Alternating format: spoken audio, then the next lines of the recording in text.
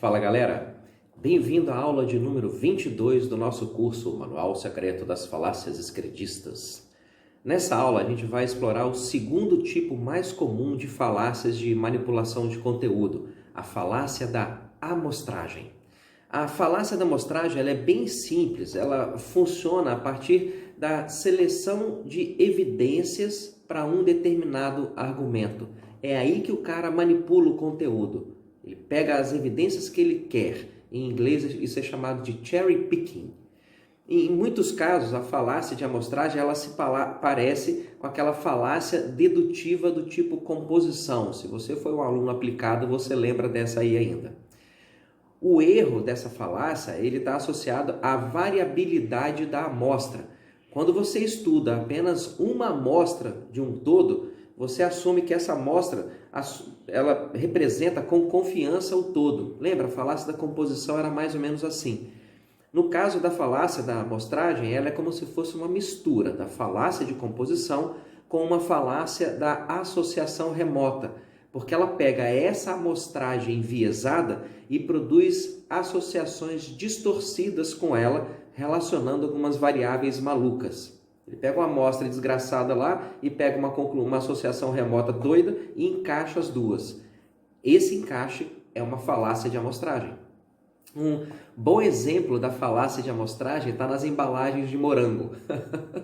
Os morangos de cima da caixa, eles parecem bons. Aí você conclui que, por meio dessa pequena amostra de cima da caixa, que a caixa inteira deve estar boa.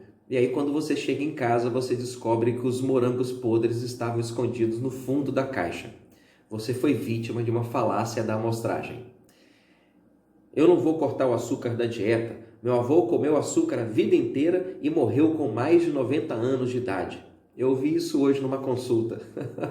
E desde quando o seu avô, uma única pessoa com características e hábitos bem peculiares, pode ser considerado uma amostra confiável da população brasileira em geral? Isso é uma falácia de amostragem. A esquerda utiliza a falácia da amostragem direto. Por exemplo, eles citam provas de que o socialismo funciona porque, olha só, Cuba tem um dos melhores sistemas de saúde do mundo. A primeira coisa a ser observada nesse tipo de falácia é que ter um bom sistema de saúde não é uma amostra suficiente de que um sistema político é bom e próspero. E você pode ter a melhor educação do mundo e viver num país sem liberdade de expressão, numa ditadura desgraçada e sem ter direito à propriedade privada, por exemplo. Então, será que só o sistema de educação ser bom, isso justifica o regime como um todo?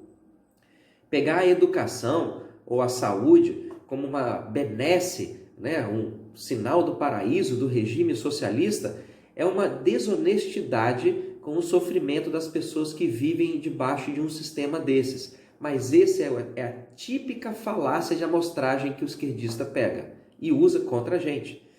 A segunda coisa a ser observada com relação a essa falácia de que Cuba tem o melhor sistema de saúde do mundo é que Cuba não tem.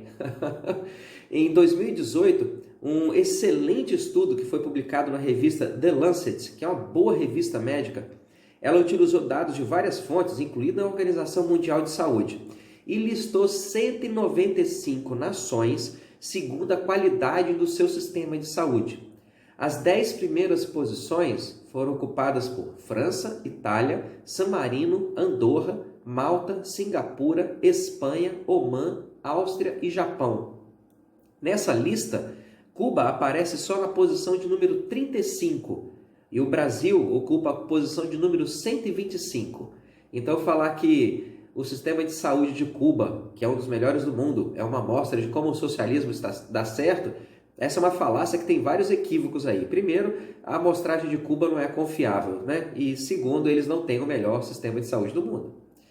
Outros tipos de falácia de amostragem que você vai encontrar por aí na mídia. Quer ver?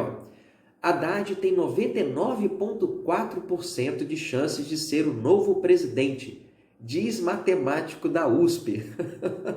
Isso foi publicado na revista Fórum, em 26 de setembro de 2018. USP? Sério? Se o cara for mais de esquerda um pouco, ele cai da mesa.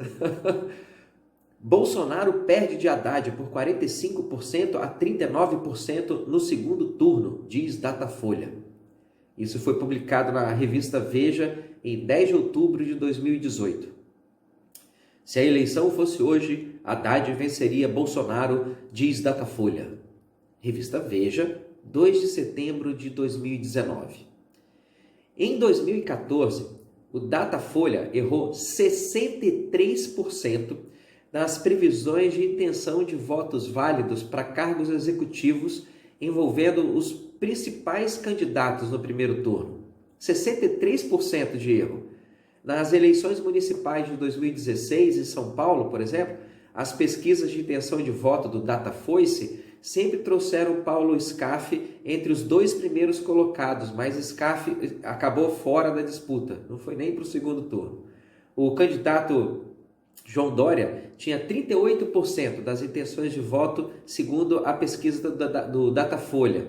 Só que Dória foi eleito no primeiro turno. Perdão, em 2016 não teve segundo turno em São Paulo. Dória foi eleito no primeiro turno com 53%. Nas eleições presidenciais de 2018, segundo o Ibope, outro instituto de pesquisa pode jogar no lixo, no segundo Ibope, em 2018, Bolsonaro tinha 36% dos votos e Haddad aparecia com 22%.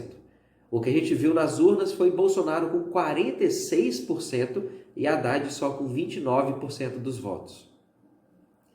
Mesmo se você considerar todas as margens de erro possíveis, a única conclusão sensata com esses institutos de pesquisa do Brasil é que eles estão sofrendo com uma falácia da amostragem. Isso se você quiser ser benevolente com eles, porque a gente pode dizer só que eles estão sofrendo da falácia da mentira insistente. Mas essa falácia a gente vai falar depois. A tarefa dessa aula é bem simples, é aquela coisa de sempre. Eu quero que você pegue, vá na internet agora, abre a janelinha lá e procura por algumas manchetes esquerdistas que você identificou como sendo falácias de amostragem. Vem aqui e cola na seção comentários desse vídeo. Na próxima aula, a gente vai explorar o terceiro tipo mais comum de falácias de manipulação de conteúdo, a falácia do falso dilema. A gente se vê lá e um abraço, galera!